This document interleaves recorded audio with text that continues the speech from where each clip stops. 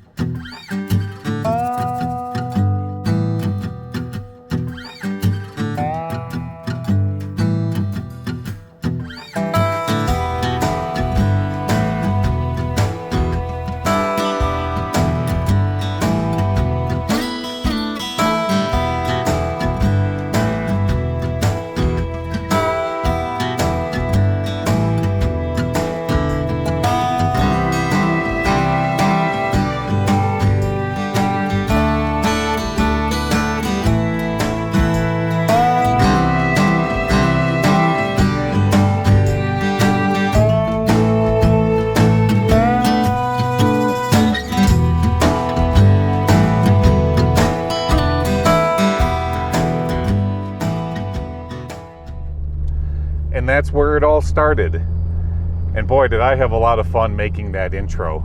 So one day I was sitting around and I had this idea in my head, what type of an intro could I come up with that would grab people's attention on my brand new mine exploring channel. And I tossed a few ideas around, and that's ultimately what I came up with. So I went down to the store, bought some paper and cardboard, tape and some lettering, and I made the sign that you guys see hanging over the mine at it there. Then I got some monofilament, which is, fishing string, tied a rubber rattlesnake on that so that I could drag it into the mine with me.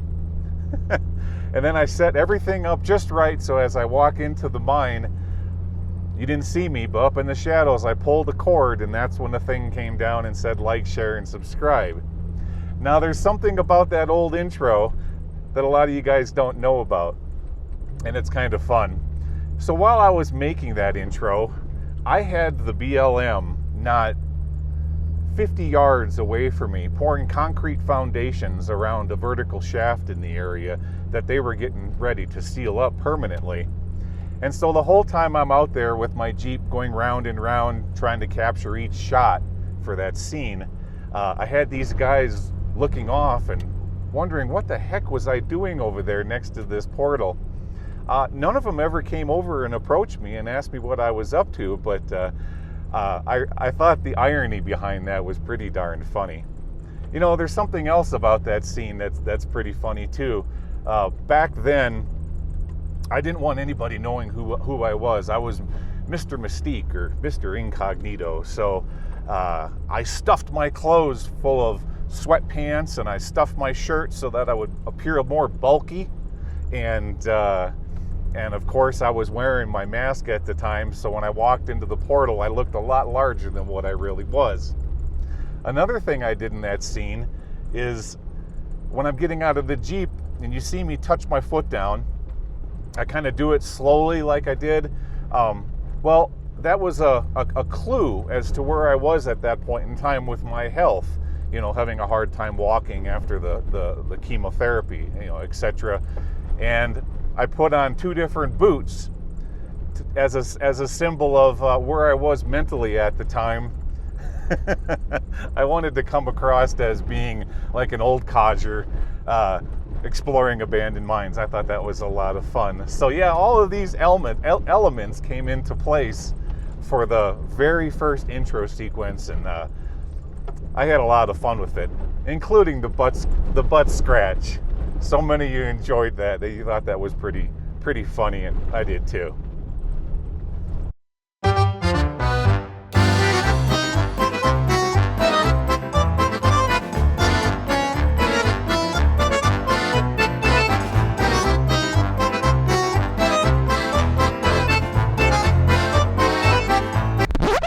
Quackers. How many times do I gotta tell you, don't mess with my polka music? What? Oh, hey, it's you. Hey, you guys ready to go for another adventure? Well, all right, let's get going.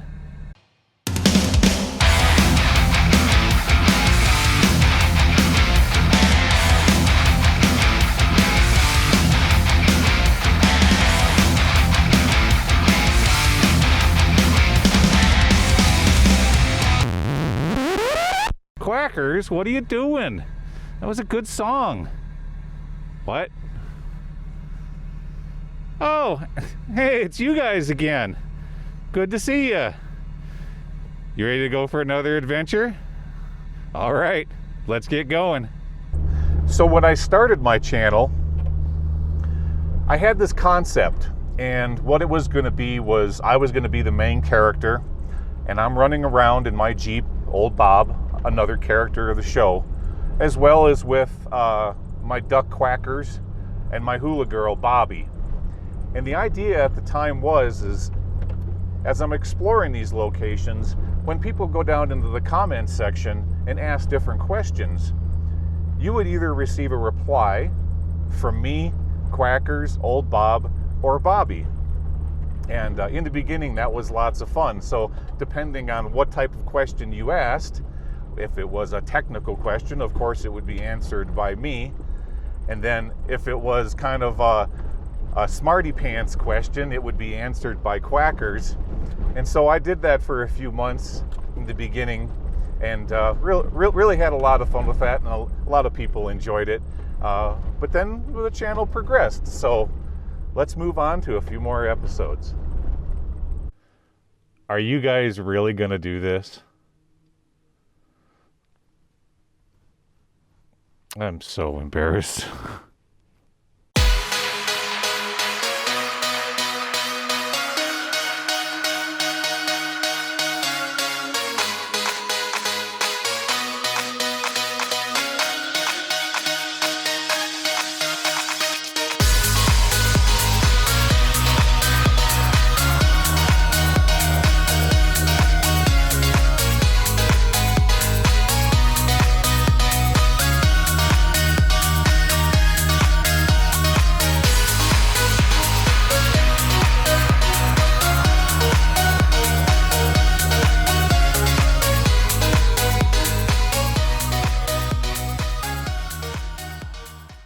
So yeah, that was episode 4, and you can see in that intro, I was still reluctant to show my identity to everybody, and here's why.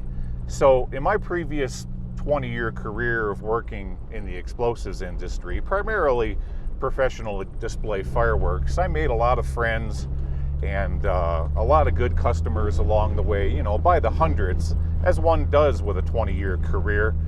And when I broke away from all of that and stepped out here into the world to do something brand new, I really didn't want all of that following behind me. I wanted a nice clean break. And so that's why I decided to be Mr. Incognito, and nobody kind of knew who I was except for maybe my voice. But that's the whole reason behind the mask. I just wanted to do something brand new without a lot of my old friends down in the comments saying, hey, we know who you are, and so on and so forth. And I didn't want to have to deal with all that. It's the things you do when you're trying something brand new.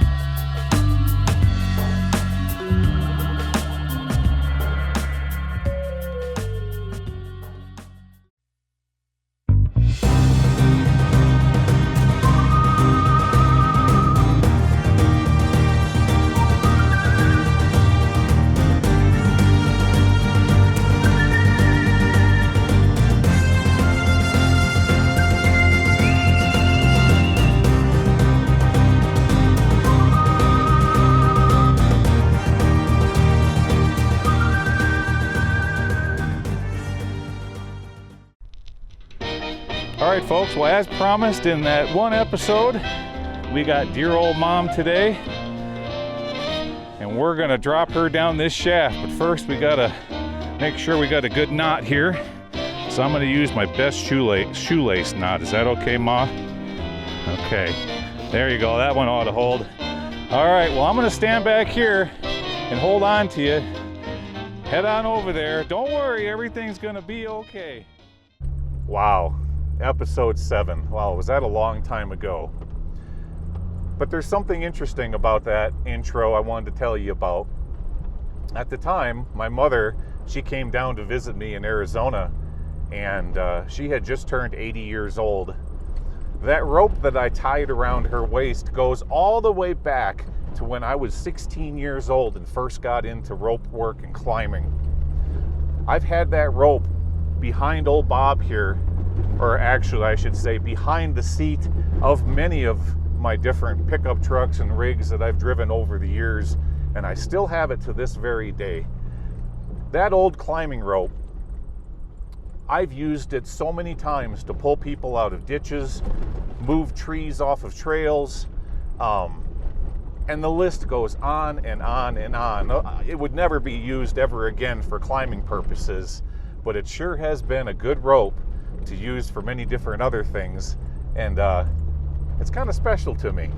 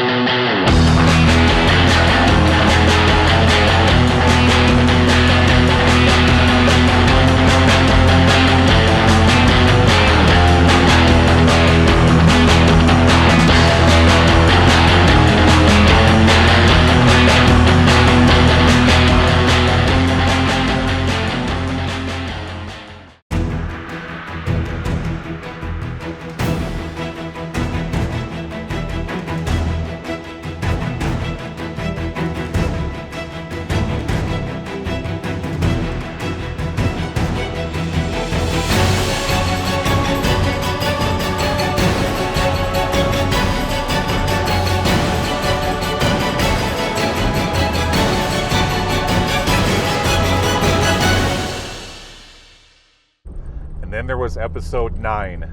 I finally make my way to central Nevada. At that time, I was camped out around Austin, Nevada, and it was just a spectacular sight. There was so much to explore in the area, I didn't even know where to begin. So I started running around in the mountains and the hills, and when I first got there, there was still lots of snow on the ground and the roads were real muddy, so it kind of limited my access into different areas. Yeah, Nevada, in that part, it's high desert, and summer really doesn't start to come until around, say in May. But what an exciting time. I really had a lot of fun up there. And Russ and Annie, if you are watching this, I just wanted to say a quick hello, and I look forward to seeing you guys once again sometime down the road.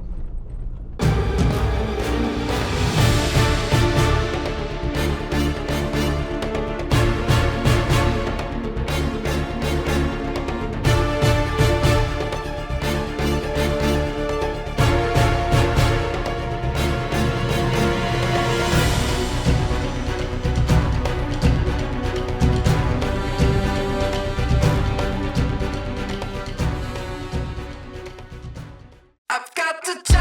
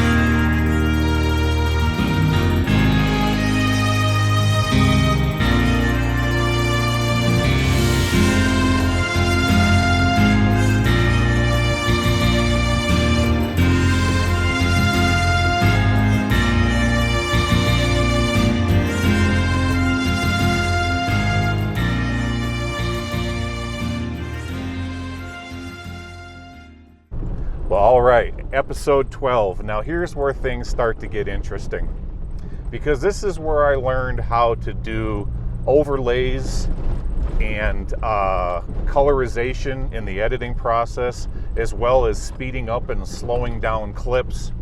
Now, guys, when I first started my channel, I didn't know anything about editing. I never edited a video in my entire life.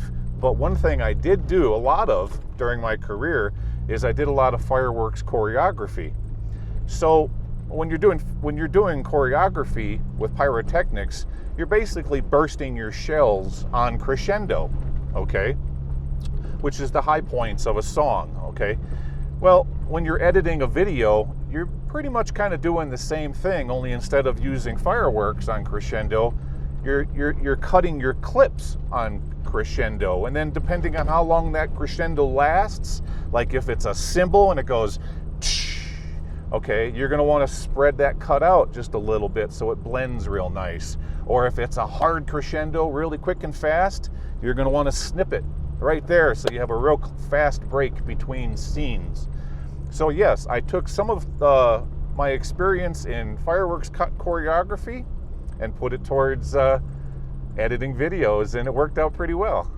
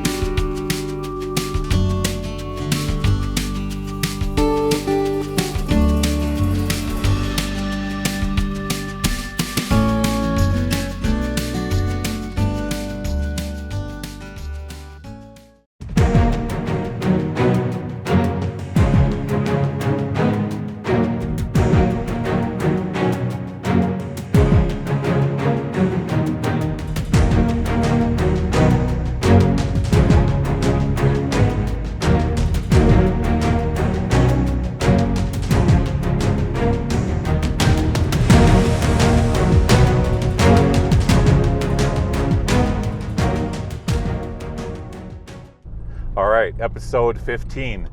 You guys may recognize that song in the intro, because that's the one that I later used for one of my main intros when I started working with Frank when he got down to Arizona.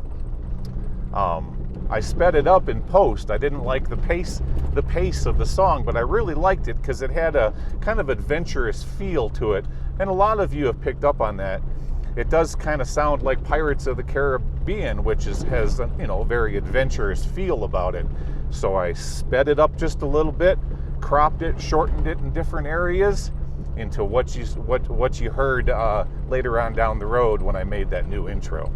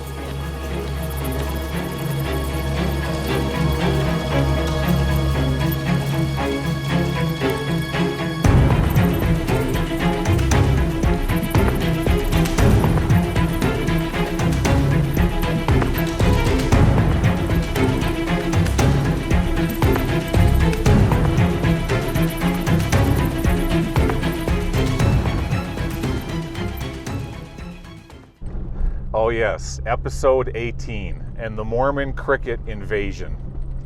I have never seen anything like that in my entire life. So here I am, I'm up in Austin, Nevada, exploring mines in the area and doing a lot of other stuff on my own time because it was a part of Nevada I've always wanted to take time out and explore. All of a sudden one day, there is just fields of crickets rolling over the hills and coming into town of Mormon crickets. It was an invasion. It was like something alien. I've never seen anything like it my entire life. I've heard about Mormon crickets, but once you see it, it's really crazy. I mean, these things are just ugly. They climb up your tires, they get into everything, they leave green juice all over the place, and yeah, I just had to incorporate that into one of my intros. What a creepy looking insect. Oh, and by the way, they're cannibals. So as they were crossing the highways and a bunch of them were getting squished, their buddies were coming in behind and nibbling on them. It was crazy.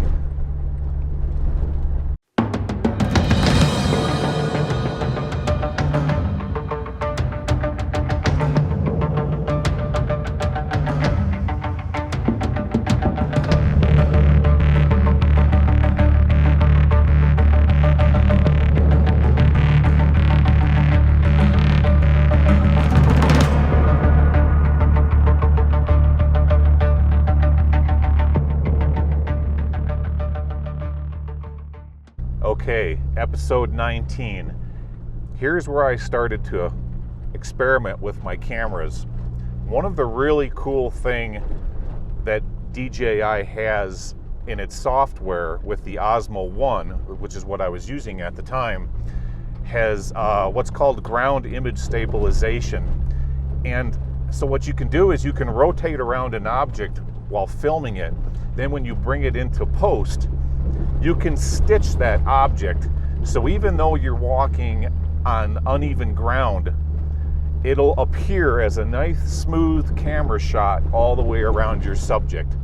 So I started goofing around with that, had a lot of fun with it, and that's when I made that intro.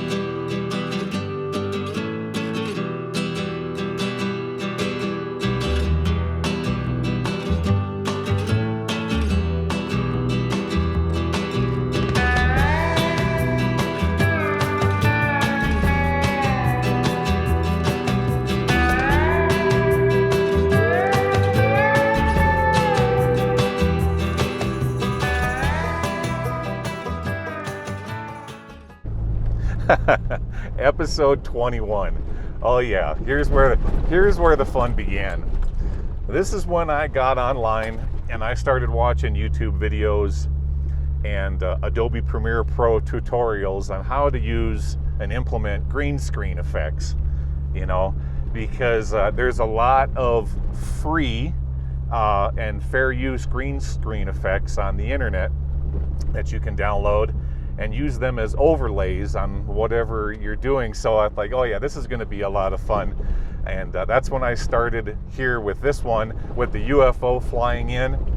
And then I did more and more of this in upcoming intros. Let me show some of those to you.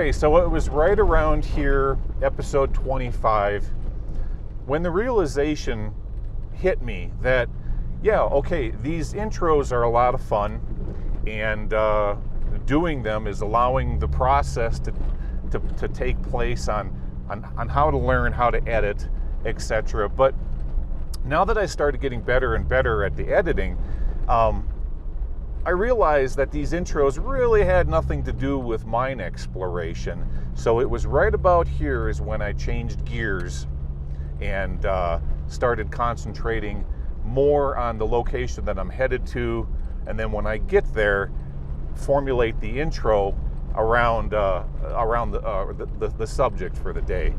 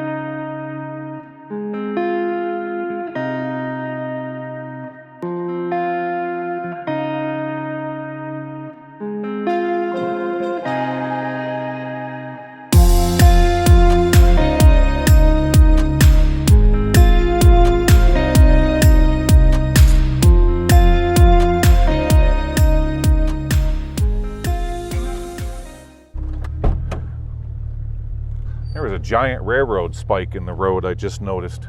I'm gonna go get that out before somebody gets a flat tire.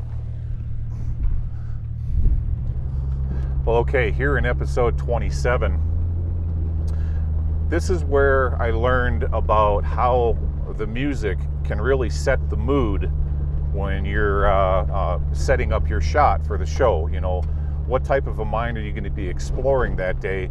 And I was trying to find music that would properly kind of set the mood. I got this little bit of advice from one of the people down in the comment section who had a lot more experience in editing than I did. And as you guys know, I'm always taking your advice and reading most all your comments whenever I can. And over time, that's how that has helped in the development of the show.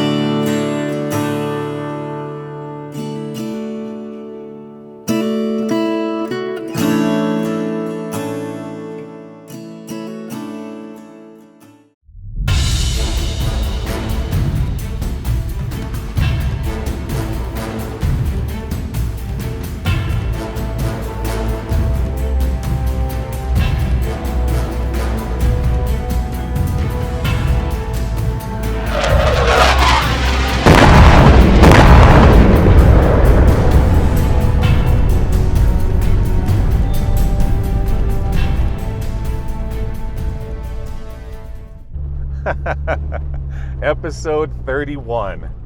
Oh boy, this is where it all begins. The introduction of Mr. M. You know, I guess a lot of you guys don't know how him and I became friends. After I left Austin, Nevada, I needed to find a place further south because I knew that there was a whole bunch of abandoned mines around the Tonopah Goldfield area. And so I called up Goldfield RV Park in Goldfield, Nevada.